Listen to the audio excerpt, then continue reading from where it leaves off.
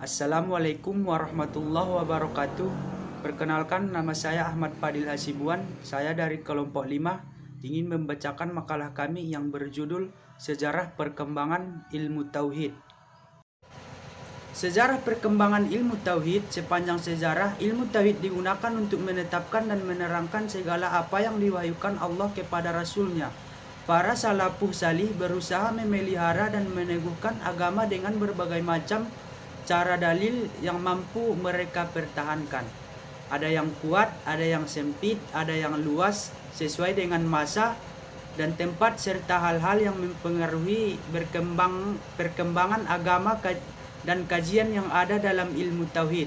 Secara epistemologis dapat dijadikan sebagai model keagamaan, namun dalam sejarah kajian apa yang digagas oleh ulama terdahulu merupakan respon kesejarahan dan konsekuensi logis terhadap kebutuhan umat saat itu. Pergeseran epistemologis merupakan suatu keharusan dan mutlak dilakukan untuk menjadikan keagamaan manusia lebih segar dan dinamis. Kajian tauhid seiring berkembang dan majunya peradaban zaman, umat manusia semakin bervariasi, bahkan tak jarang menyimpang dari ajaran dasar yang ada pada dalil Al-Quran dan hadis Nabi Muhammad SAW. Hal ini dijelaskan dalam firman Allah yang berbunyi, A'udzu billahi minasyaitonir rajim. Bismillahirrahmanirrahim. Amanar rasulu bima unzila ilaihi mir rabbih wal mu'minun. Kullun amana billahi wa malaikatihi wa kutubihi wa rasulih la nufarriqu baina ahadim mir rusulih wa qalu sami'na wa ata'na ghufranaka rabbana wa ilaikal masir. Yang artinya, Rasul sudah beriman kepada Al-Quran yang diturunkan kepadanya dari Tuhannya. Demikian pula kepada orang-orang yang beriman.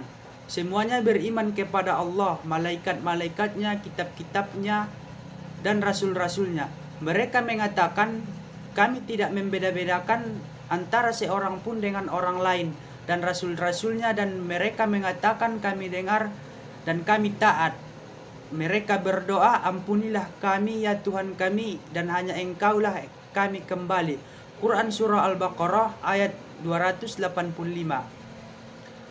Ilmu tauhid berkembang mengalami beberapa tahapan sesuai dengan perkembangan Islam yang memimpin masa Khulafaur Rasyidun, masa Daulah Umayyah, masa Daulah Abbasiyah, dan masa sesudah kemunduran Daulah Abbasiyah.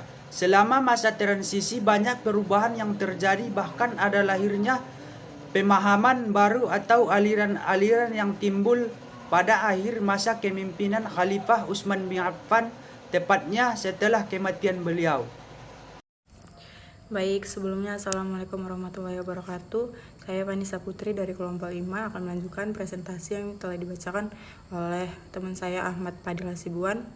Selanjutnya, adapun kehadiran ilmu kalam dalam sejarah dicipu oleh persoalan politik yang menyangkut peristiwa pembunuhan Utsman bin Affan yang bertuntut pada penolakan Muawiyah atas kekhalifahan Ali bin Abi Thalib.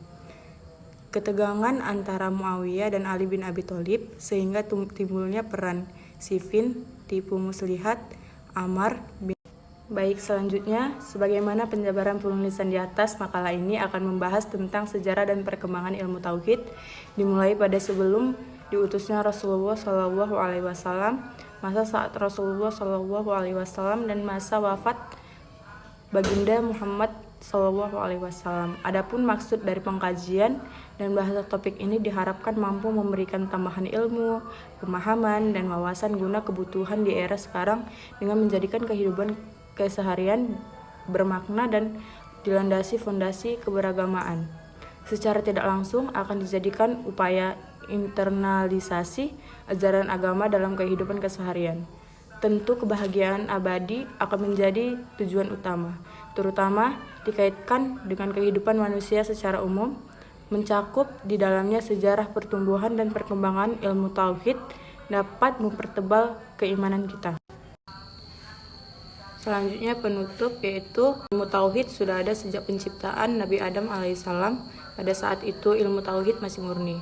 Namun ketika Nabi Adam wafat, mulai banyak penyimpangan dan perdebatan yang dilakukan anak cucu Bani Adam hingga menimbulkan kekeliruan.